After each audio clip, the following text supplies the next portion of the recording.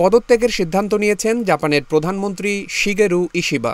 ক্ষমতাসীন liberal Democratic party এলডিপির মধ্যে বিভক্তির পরিপ্রেক্ষিতে তিনি এমন সিদ্ধান্ত নিয়েছেন। দেশটির সম্প্রচার মাধ্যম এনএইচকে এ তথ্য জানিয়েছে।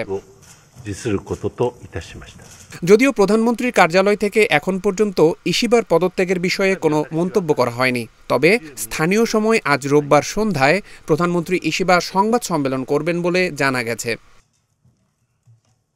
এর আগে গত জুলাই মাসে অনুষ্ঠিত নির্বাচনে ইশিবার নেতৃত্বাধীন এলডিপি জোটের পরাজয় এবং উচ্চকক্ষে সংখ্যাগরিষ্ঠতা হারানোর পর নিজ দলের মধ্যেই সমালোচনা শুরু হয়।